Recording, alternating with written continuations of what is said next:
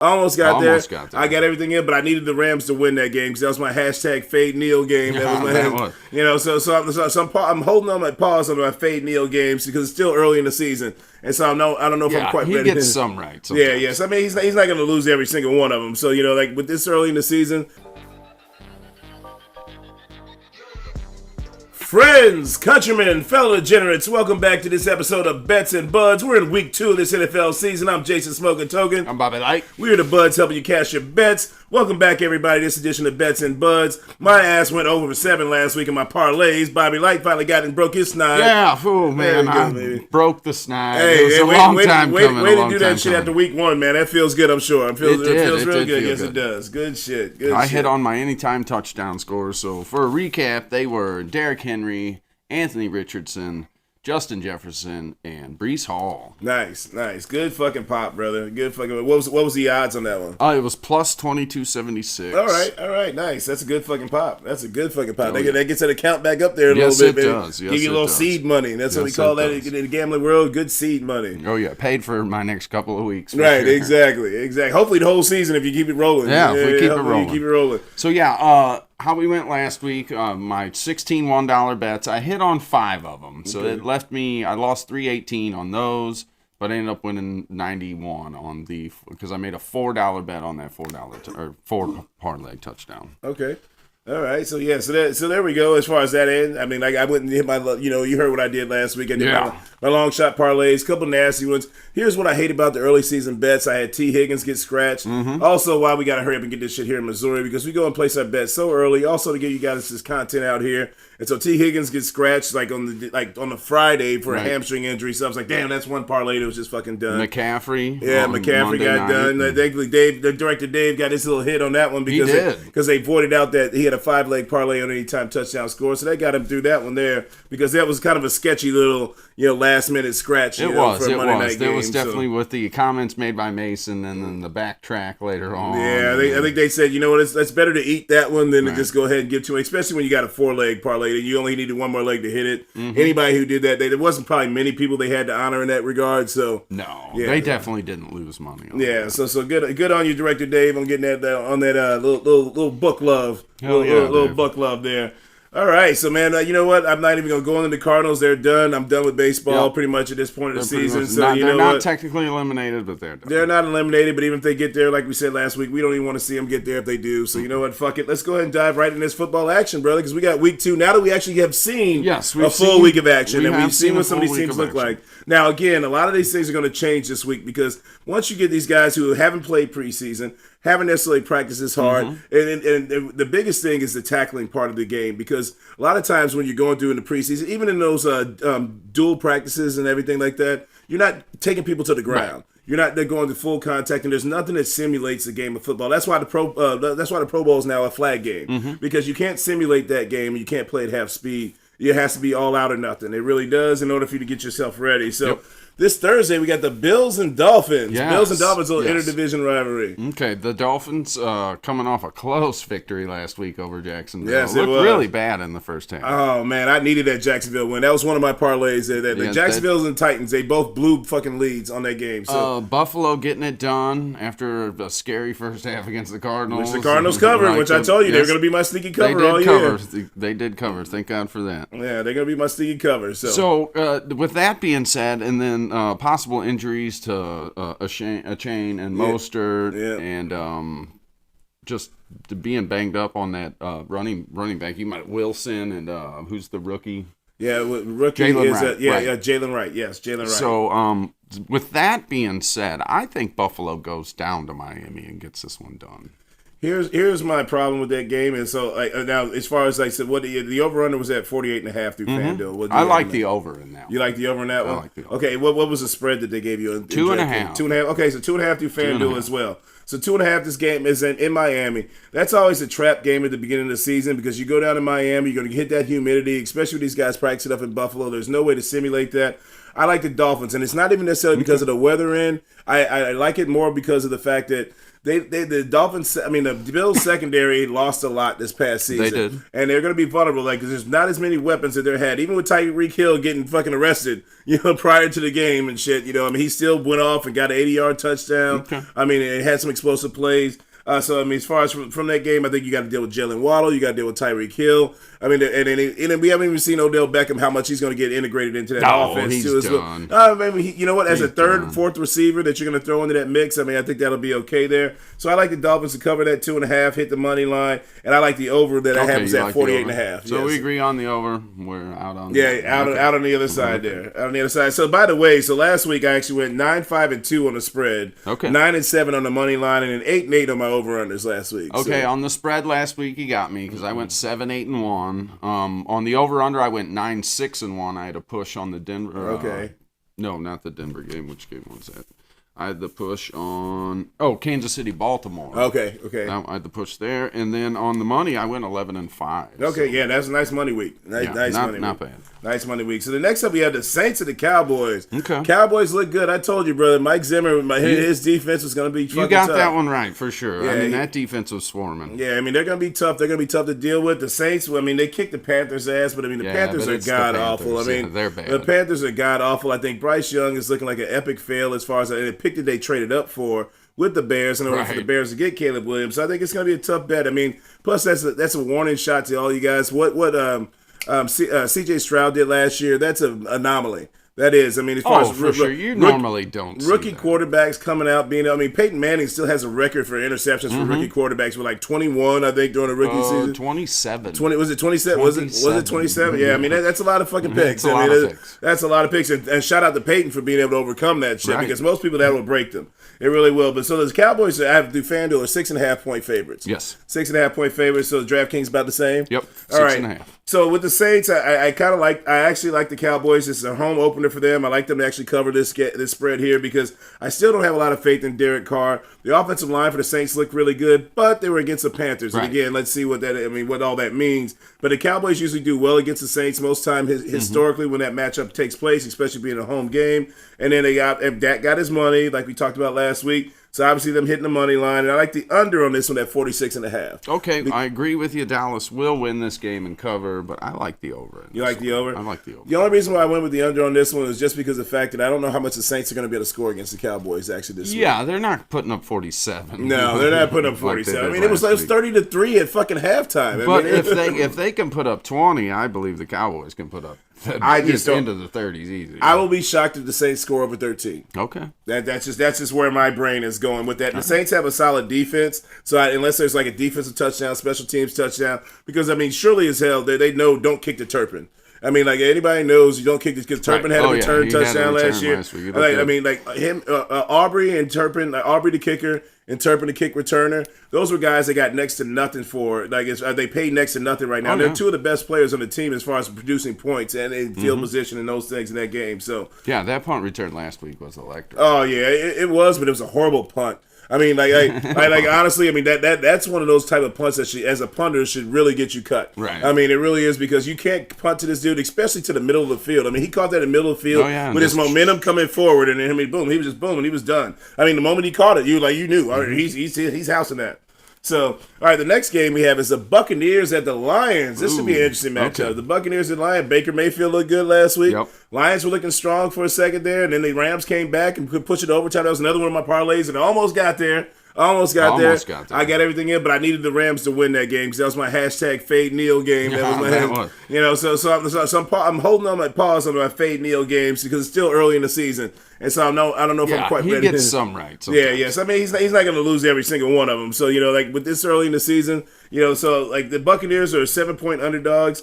I like the Buccaneers to actually cover the 7 points. I like them to cover the 7 as well. But I like the Lions to win that game. I do too. Yeah. So then the under was 51.5 through FanDuel. I've got 51, but I still like the under. I do too. So we're in total agreement on that one. So that's early this week. But again, we got a lot more information to go off of from what we saw last week. Although the week 1 to week 2 is probably the biggest leap that you're going to see from a team's progression. Oh yeah, you could see totally different team come out. Oh this yeah, week.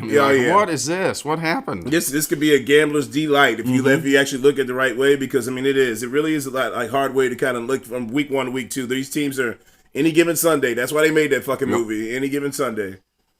So who you got next? All right, so I got the Browns at the Jaguars. Browns at the Jaguars. All right, so Jacksonville blew another game there against Miami. That was one couple of plays. Like Javon Holland had that punch out. Or I think who was it? ETN was on his way into the end zone there. He punched that one out. That was a big swing on that game because that would have made it like 24-7 at that point. The Tyreek Hill bomb. Yeah, then the Tyreek Hill bomb happened right after that play. So I mean that really changed that game and swung it. Probably was a big turning point of me, one of the big turning points of me losing that parlay in that game. But because I like Jacksonville coming out into that one. But they are 3.5-point favorites against the Browns. Yep. I have no confidence in the Browns. And not even that Browns, but Deshaun Watson right now. They still have no Nick Chubb. This is going to be a train wreck for Cleveland. Yes, I think it's going to be a train wreck for Cleveland. I think we're going to see the Browns become the Browns again this year. I mean, there's a lot of dysfunction that's going on within the organization. As Bobby, you said earlier before we started, got on the broadcast. New allegations against Watson. And listen to a lot of people. And then when you watch him, just from my eyes watching football, he doesn't even look like he cares that he's sucking this bad. No. Well, he got paid. Like, why that's what I mean. Yeah, I mean, it's like he's set for life. He doesn't even look like he cares that he sucks his bad. He got a year off because of the suspension or whatever you call it. He got paid the year before he left the Texans to sit and not practice. So he showed up to practice, got his $10.5 million, whatever he got that year. Then he went to the Browns. They gave him the $230, and he had 11 game suspension. Then after that, then he went back in. Essentially like the last week's game was only the 13th game that he played with the Browns with that $230 million contract. That's insane. So that's going to be a train wreck all the way in itself. So I like the Jaguars to cover that 3.5, win the game. The over/under was 41.5. I like to hit that over on 41.5. Okay, we're in agreement all the way across the board on that one. All right. Like I said, more information we get, the more we can make some more educated decisions on this shit. And I feel bad for Andrew. Yeah, you know what? He's been a Browns fan all his life. He knows what he got himself into. Sorry, man. The Browns is the Browns. I mean, they look good for a couple of seasons. They can go with that. Yeah, I mean, hey, especially when you look at Baker Mayfield and what he's doing right now. Right. They shipped Baker out the fuck out of town. He actually got like first year starting, got into the playoffs, got a playoff win. Stefanski didn't like him. They sent him packing. Sent him to Carolina. Didn't work there. Playoff win in Tampa Bay. Yeah. I mean, that was one that they probably made a mistake on getting rid of Baker. So especially because he wasn't going to cost you $230 million. No. Definitely for sure that.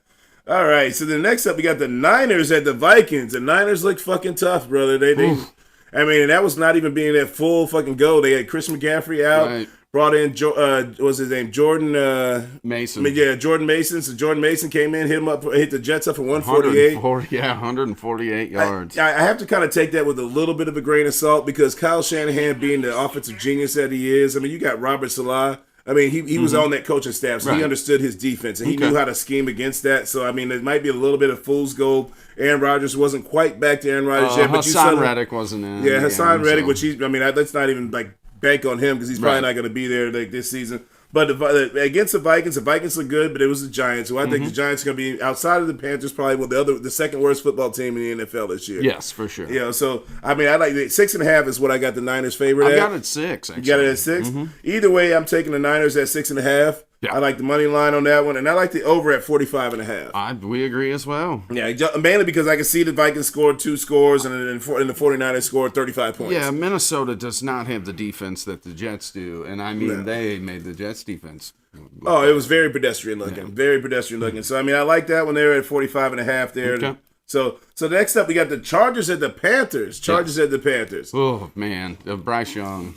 Yeah, he's looking like he could be the worst number 1 pick of all time. He's so small, man. At the end of the day, because Kyler Murray's not a tall dude, but he's thick. He is. You know, he's solid. I mean, Bryce Young's not even he's not even fucking that he's short, but he's slight of frame too. Mark Bulger. Yeah, I mean, he got sacked by his own player in that game. If you go look back at the replay of that game, it was bad, dude. Like somebody pushed his guard back into him, and he goes and falls and goes down. He was like, I think that was one of the first time, outside of the butt fumble with Mark Sanchez, one of the most embarrassing sacks that I've seen. I'll have to go look at that one. Oh, it was bad. So the Chargers look good. The running game looks solid. I mean, Gus Edwards was leading the way. You called that one. You said it all summer that the Chargers were going to come in and just pound. They're going to pound because that's Harbaugh's style. I mean, he built that lineup. J.K. Dobbins looked like he's back and healthy. In the second half, he had 10 carries for 135 yards and a score. So, I mean, that running game. Edwards still outcarried him 11-10, though. So that's still going to be an even split. But you know what? It's so crazy because all of J.K. Dobbins' work was in the second half.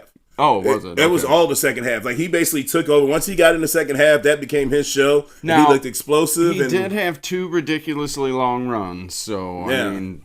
On his other 8 rushes, he didn't gain a whole lot. He had a run of 61 and a run of 41. But he even said, he's like, you know what? But I know what to work on. He does look explosive. Yeah, he said, I know what to work on this week of season and going forward the rest of the season. He's like, man, because I should have had 160 yards. Oh, he said, like, you know what? I'm going to go through 100-yard sprints during the practice, like the next couple of weeks. Yeah, because he got ran down on both. Yeah, to get that juice, get that juice back. I mean, because you come off of but man, you've had a knee surgery, major 2 ACL, knee surgeries, and major then Achilles injury, like coming back off of that. So they got an offensive line to provide those lanes for him, the Harbaugh scheme, and then Justin Herbert's to get a quarterback that you got to respect and honor, so you can't load the box up. So I like the Chargers to cover that 6.5 against the Panthers. I do. And then the over was 38.5. I like them hitting that over. I do. Okay, I like the under in this game. I just don't think Carolina's going to do anything. Yeah, but I mean, they scored 10 points last week. The Chargers, I think, are going to run that methodical running. Like, I think you're looking at like max 3 touchdowns a game out of this Chargers offense. But you never know as far as like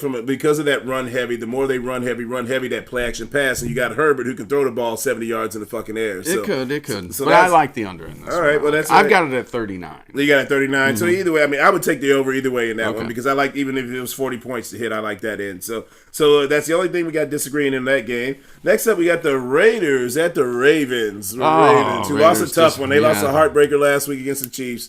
Lost a heartbreaker. Isaiah Likely with basically a third of an inch away from tying that game up. Right. So as far as the Raiders and the Chiefs, Raiders and the Ravens, I mean, who do you like that one? Oh, I like Baltimore to get this one. The Raiders showed me nothing. What odds did you get to draft? I have -9 right now. Yeah, -9? Yeah, -9. Okay, so I got -9.5 for the Ravens being favored at home. Do you think the Raiders will cover that? I like the Raiders to cover that one. That's one of those that I would like to throw into a 3-leg parlay.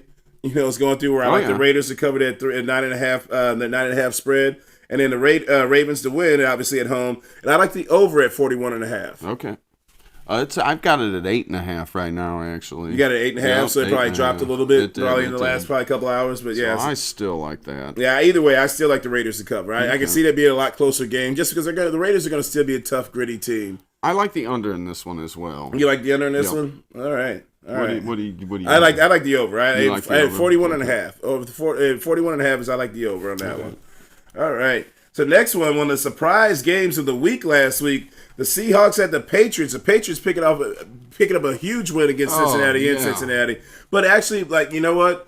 It's one of those things that I feel like I fell for fool's gold because all the talk about this is where sometimes you got to go against the masses and the public perception.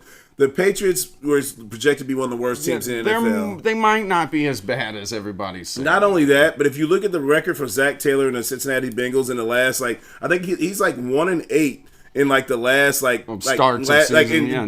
first 2 weeks. Yeah, the Bengals do not like the last 4 years, like the first 2 weeks, and so this is year 5, I think, for Zach Taylor here. So he's like he's 1-8. In like the first 2 weeks of the season. Didn't they go 0-3 last year? 0-3, 0-2, something like that. Either way, like the first 2 weeks of the season, his record is 1-8. Okay. In the last 4.5 basically starts of the season there. So I mean, so for me, this is like the Seahawks. This is a home game for the Patriots. The Patriots are actually plus 3.5 point favorites. Yes. All right, underdogs. I mean, plus 3.5 point underdogs. So I actually like the Patriots to cover that. Okay. I think it's going to be a tight game. I think Seattle might go ahead and win it, maybe with the last-second field goal. Maybe it's a 1-point victory. But I like Seattle has somehow pull that one out because I think they have a good, solid defense too as well. They looked pretty good against Denver last week. They really made Bo Nix, another one of those rookie quarterbacks everybody felt good about, made him look like a rookie. They did. The Patriots really don't have a lot. What they did last week was they just ran Ramondre Stevenson. There was a couple of turnovers right in front of the end zone that the Bengals had during the course of that game. They could have changed the whole outlook of that game. And then the under was at 37.5. I like the under in that game. Okay, you like the under in this one? I just think it's going to be a defensive struggle, defensive battle. They're going to be up there in New England at home opener. I think it's just going to be a kind of grind-out game. Okay, I like Seattle to win this one, and I like them to cover that 3.5 and give me the over in this one. The other thing that I was a little nervous about with that, because Kenneth Walker looked really good last week, but he's also an injury report. Yeah, he's questionable. He's already questionable with an abdomen injury, and that's the problem with him. Like that I've had. That's one reason why I don't ever draft him fantasy wise. I thought about drafting him fantasy wise. He's always hurt. It's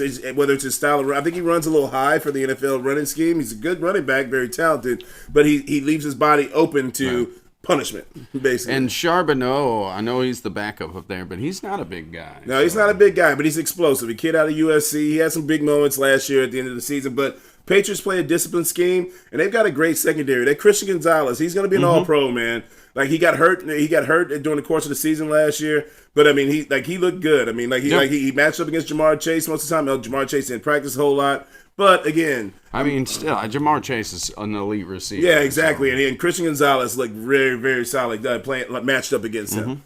All right, so the next game we have is the Colts at the Packers. Colts and the Packers. Colts, that was a shootout with the Texans last week. The Colts lost a tough one last week. I thought they looked good though. They looked good. If Jordan Love was playing in this game, this would probably be a totally different outlook. How do you look at this one here? I actually think because of the it's going to be Malik Willis. He's only been up there for 3 weeks, 3 to 4 weeks. Couldn't even get off a Hail Mary pass. Right. No, I think even though it is going to be in Green Bay, and that Green Bay defense is not as bad as Philadelphia made them look in the opener, I still like Indy to cover this 3 points, go up to Green Bay and win, and give me the over. I'm in total agreement with you, brother. Okay. I'm in total agreement. Here's the thing. Like I said, Malik Willis has shown me nothing in his NFL career and to give me any Willis confidence. Shows me anything. Especially when you got a whole week to game plan against him. The only problem with the Colts that I have as far as that, so they lost one of their young cornerbacks last week as a season-ending injury with a knee injury last week. And he was a good, promising young rookie. They looked well. I mean, looked like he played very well. But Gus Bradley is their defensive coordinator with the Colts. The problem with Gus Bradley, he plays a very stale, out-of-date defense. It's very easy to scheme against. They didn't really get a lot of pass rush, which was supposed to be one of the strong suits. Joe Mixon ran all over them last week. He ran all over. And that's the only reason why I can see the Packers make this a game is if they allow Josh Jacobs to go loose and run wild. But again, I think you stack the box. Yeah, exactly. And make them beat you. With Malik Willis, you got to make Malik Willis beat you. So hopefully Gus Bradley, even with his prehistoric scheme, still puts himself out there enough and stacks it up. So I'm in total agreement with you on that one. So this could be the upset of the week, though. If Levis or Willis goes in there and balls out. If Willis goes in and balls out, then I'm telling you, I don't think I know shit about fucking football right now. And we're in this early season stuff, and I might be done fucking gambling. If Willis somehow pulls the shit, because I have everything that I've seen out of this dude, I'm sorry, he's just not. He went to fucking Liberty. Right. He went to fucking. The Titans trade him for a reason. So. Oh yeah, he traded him for a reason. I mean, and again, there's just a whole lot of talk about if they should bring in Ryan Tannehill and all that stuff. But Tannehill doesn't want to be a short-term solution as a quarterback. He wants to go somewhere and be a final solution. So watch out, Cleveland. Watch out, Cleveland. Yeah, no kidding. Bring Tannehill in. If Deshaun Watson keeps going down that route and Jameis Winston isn't the answer, just watch out for Ryan Tannehill. To Flacco 2.0 this year. All right, so next up we got the Jets at the Titans. The Jets lost a tough one against the 49ers, but that was a test. That was a test of wills right there. So, did you think Rodgers looked good at all? Yes. You did? I thought he looked great. Okay. His arm looked very live. He didn't look as immobile as Kirk Cousins coming off of that Achilles injury. Yeah, Cousins because Cousins looked bad coming off the Achilles. Now they didn't protect him worth fuck, but Rodgers looked good. I mean, his arm looked really live early in the game. Alan Lazard, he dropped a big third down pass. They also had a fumble there. Breece Hall, got a fumble punched out of his hands early too by Fred Warner. So the Niners are just doing Niners things, is what the Niners usually do. Tough matchup for a team that comes together and knows how to play well. I think the Jets will pull their shit together against the Titans because they're 3.5-point favorites in this one going to Tennessee. Yeah, I don't think the Titans win this. No, game. I don't think the Titans win this game. I don't think they cover either as well. And then the over was at 40.5. Yep. The Titans did show some good things on offense. Tony Pollard looked good. If Will Levis learns to not throw fucking backhand passes to fucking defenders and shit like that. Really, they had that game in hand against the Bears. The Bears gave up the Bears scored a special teams. This was like Rex Grossman all over again. I mean, this was the Bears did not score an offensive special teams touchdown, defensive touchdown, and field goals was pretty much what it did, and helped them win the game. So it was 40.5 was the over under on that. I like the under in this one. You like the under on this one? The under. Yeah. See, I can see the over. I can see the Jets putting up some points. Okay. I can see Breece Hall really cutting loose. I can see him really breaking loose because Aaron Rodgers even said that we need to get that running game going on first and second down, keep us on schedule on the offense, and then hit like this. That chemistry just come a little bit more, and then I can also be comes with Wilson, and also be able to look out for Mike Williams to get a little bit more tick in this offense this next week too as well. A couple more shots there because Garrett Wilson was looking unstoppable pretty much for the most part in that game against the Niners. I mean, they had a really good chemistry going. So anything else in addition to that is going to be pretty much money because Alan Lazard, even after the drop, still had 2 touchdowns. He did. All right, so then next up we had, this is the game of the week, I think. The Giants and the Commanders. Giants Washington. Daniel Jones stinks. That's all I gotta say. That offensive line is terrible. But you know what? Even then, no. Like, but the offensive line had nothing to do with that fucking pick six to Van Ginkel. They said so. They showed a stat on ESPN, NFL Network, one of those networks, and they said Daniel Jones, since signing that $40 million contract a year, has more pick six touchdowns than he does actual touchdowns that he's thrown here. 3-2. So Giants and Commanders, this is always a game that actually Daniel Jones actually has a good record. I think he's like 5-1 in his last 6 matchups against the Commanders.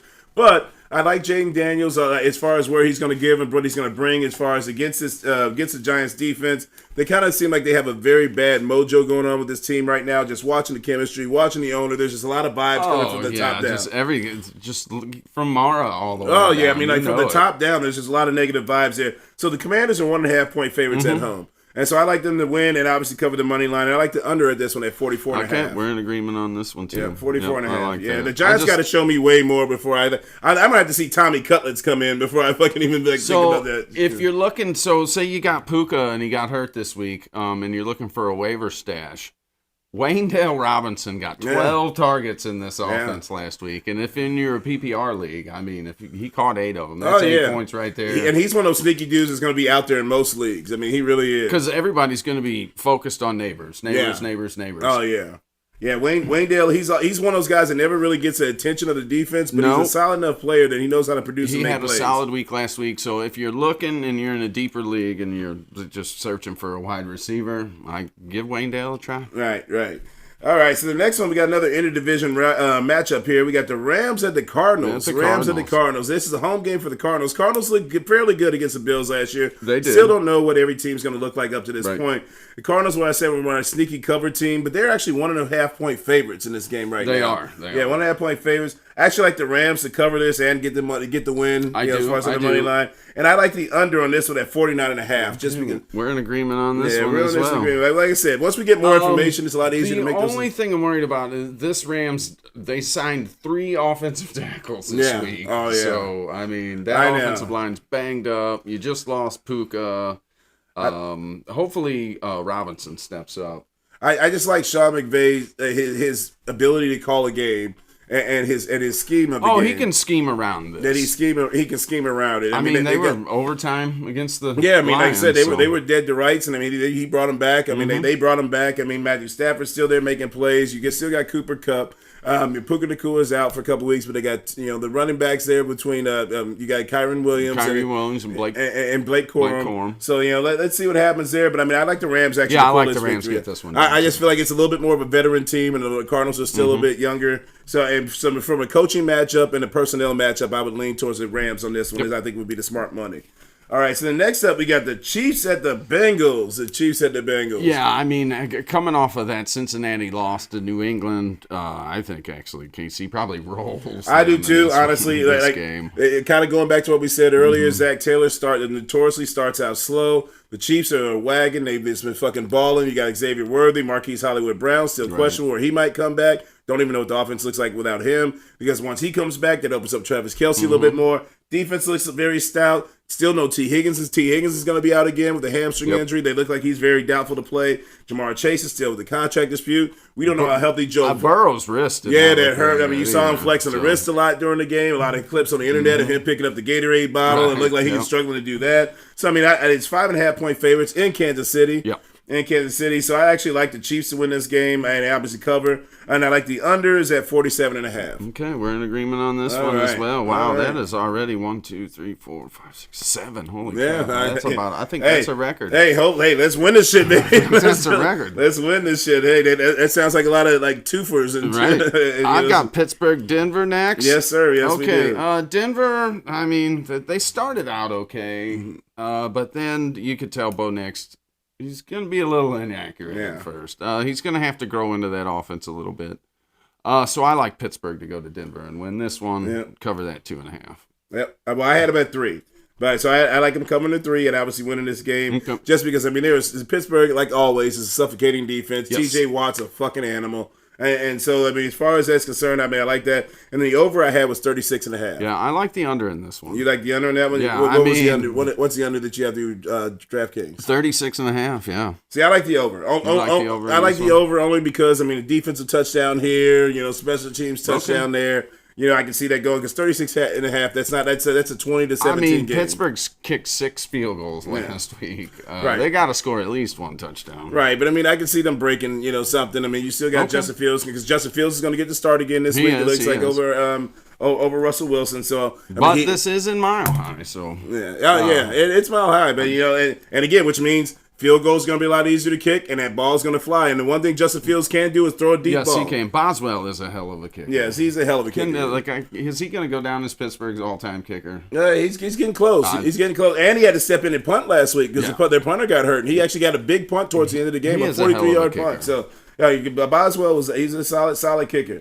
All right, so the next up we got is a Sunday night game. So Caleb Williams in his first primetime appearance. Bears and the Texans. 91 passing yards last week. Not a good start. No. Not a good start. No. So, I can see that making a change, though, to a degree.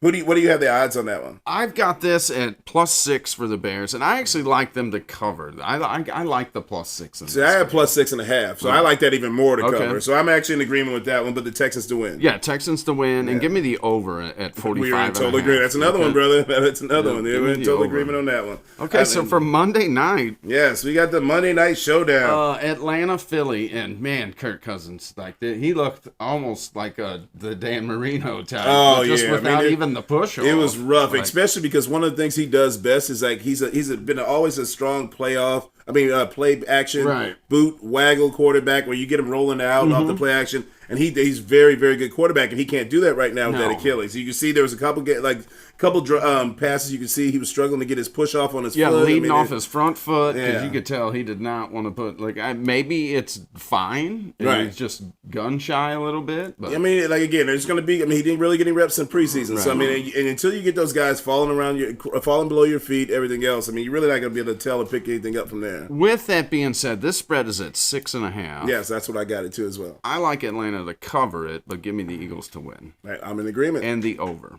And agreement again. Okay. And agreement again. But I mean, I think this might be a record of how many. That's 9 games. Yeah, this might be a record of how many games we've agreed on. So, hey, let's hope that shit fucking sticks. All right, well, either we're going down in flames or we're flying high, baby. Go down with a blaze of glory. Shit. All right. Okay, so I've got one anytime touchdown parlay for you guys. This week, I like Jonathan Taylor at +110. Give me Garrett Wilson at +185. CeeDee Lamb at -125, and then Sam Laporta at 105 for a payout of 2108. Nice.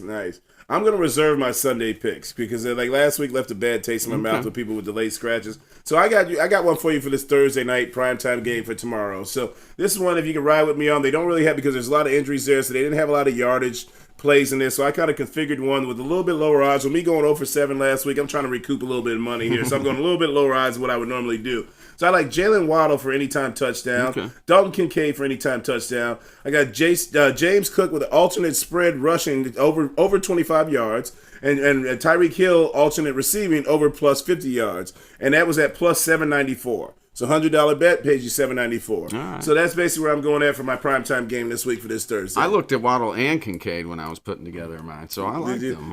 So I like that was just kind of how I was feeling how that game could possibly play out there. Josh Allen looks like he's on it. He had a little hand injury thing, but he did. But he is going to be the touchdown machine. Oh yeah, he's just an animal. He's probably going to set the quarterback touchdown record. Yeah, I mean, he's just an animal. Josh Allen is a fucking animal. I mean, and he's a tough son of a bitch. So let's see what happens there. That should be at a primetime action there. So that's our week wrap up there. What do you got? Any fantasy news for us this week, Bobby? Nothing too crazy. What do we got? Director Dave. Oh yeah, Director Dave's dumb pick of the week. We almost forgot about it. All right. So what we got here? We got anytime touchdown scores. 8-way parlay. That's a big one. All right, you got to tell us the odds on this one, Director Dave. I couldn't get it because of location. Oh, location wouldn't give you that? Okay. But it's Zeke Elliott. We got Jahmyr Gibbs, Brandon Ayuk, Derrick Henry, Jonathan Taylor, I like that one. Travis Kelce, Garrett Wilson, and Jaden Daniels. All right. And Jaden Daniels. Not bad. That's got to be like plus 30,000. Oh, yeah, that's got That's got to be. Plus 30,000. So that's Director Dave's dumbass pitch. He wasn't bad. He wasn't far off of the one. He did hit one. That was a single touchdown. His 2 touchdown parlay. Yeah, that one did. Yeah, that one blew up because Derrick Henry got him again. All right, so you say you don't really have any fantasy news for us? No, not really. All right, it's still early in the season, so we're going through a couple of injuries there. So good luck to you. I could tell you who to pick up on the waiver wire, but like I said, you never know. Like the guy that balled out last week, you might never hear from him again. Yeah, I mean it's still early in the season, so we're still dealing with injuries and all that other fun shit. But you know what? Football is back, baby. And you know what's so crazy? You realize how fast this week seemed to go? Wednesday seemed to get here so fucking fast. Yeah, no, it's gonna. By the time we look up, it's gonna be Christmas again. Oh my god! I mean, it's crazy because now they're almost playing every day of the week. Because when we had a game Thursday, Friday, then we had college football on Saturday, then the football gets slate on Sunday, then Monday, and then yesterday it was like, okay, day off, and shit, here we are on Wednesday. Oh shit, I better get my gambling information together because we got a game tomorrow night, and so shit keeps rolling. So. Football season is back. This is what we've been waiting for all year, baby. Let's go, baby. Let's go. So thanks for joining us. Make sure you hit that like and subscribe button. Add to the comment section. Shout out to Director Dave, keeping us up on the 1s and 2s. Shout out to True on the Track, blessing us with those beats, getting us in and out of this bad boy. I'm Jason Smoking Token. I'm Bobby Light. See you next week. Peace. All right.